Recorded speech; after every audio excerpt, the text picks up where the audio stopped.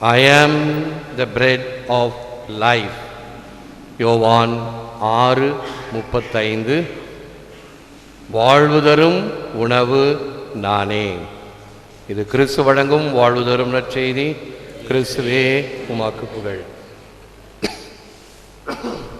இயேசுவில் அன்பார்ந்த சகோதர சகோதரிகளே,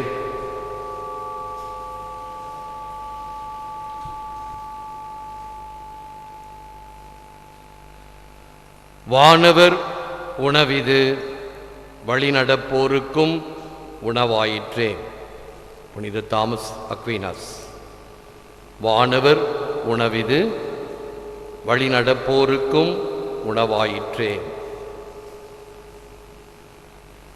ஊனாய் உயிராய் உணர்வாய் என்றும் கலந்து தேனாய் அமுதமாய் தீங்கரும்பின் கட்டியுமாய்.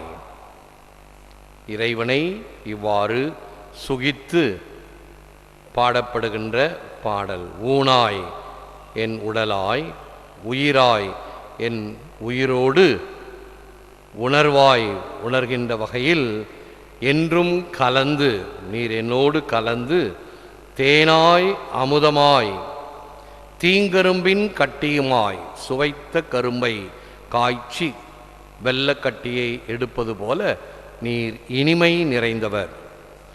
Taste and see that the Lord is sweet. ஆண்டவரை சுவைத்து பாருங்கள், எத்துணை இனிமையானவர் என்ற வார்த்தைகளை இப்பொழுது நாம் நினைவு கூறலாம். Saint Bernard of கிளேர்வோ.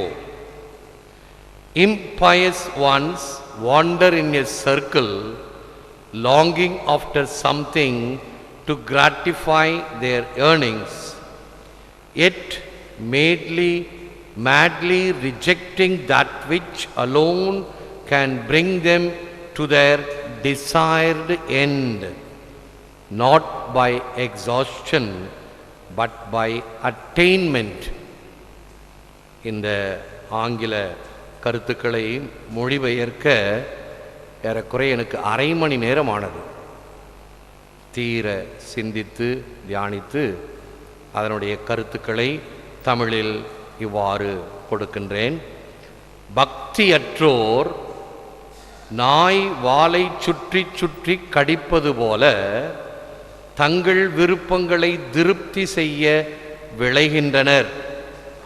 மாறாக எது விரும்பியதை இறுதியில் தருமோ அதை ஒதுக்கி விடுகின்றனர். அதை அடைவதை விட்டு களைத்து போகின்றனர். இதுதான் ஆண்டவர் தருகின்ற இந்த நற்கருணை விருந்து. பக்தியற்றோர் அதை பற்றி கவலையோ அல்லது பக்தி பேர்வழி என்று சொல்லிக்கொண்டு மேலோட்டமாக இருப்பவர்களும் எது இறுதியில் நமக்கு கதி சேர்க்குமோ அதை விடுத்து அதை அடையாமல் களைத்து போகின்றனர். The effect of our sharing in the body and blood of Christ is to change us into what we receive. Pope Saint Leo the Great. Pope ஆண்டவர் பெரிய சிங்கராயர் நாம் வாங்குகின்ற நற்கருணை நாமாக மாறுகிறது. அப்படி மாறும் பொழுது நாம் கிறிஸ்துவை பிரதிபலிக்க வேண்டும் என்பதும் செயின்ட் இக்னேஷியஸ் ஆஃப் ஆன்டியோக் இதை பற்றி கூறும் பொழுது, bread that provides the medicine of immortality, the antidote for death, the food that makes us live forever in Christ, heals the body and soul, strengthens for our journey heavenward. Saint Ignatius of Antioch. நற்கருணையானது அழியாமைக்கு மருந்தாகவும் சாவின் நச்சு முறிவு மருந்தாகவும் நித்தியத்திற்கும் கிறிஸ்துவில் வாழ வழிவகுக்கும் உணவாகவும், உடலையும் ஆன்மாவையும் குணமாக்கவும், விண்ணகம் நோக்கிய பயணத்தில் திடப்படுத்தவும் வழி செய்கிறது. இந்த வாரம் முழுவதும் இந்த பகுதியை தான் நாம் சிந்திக்க இருக்கின்றோம்.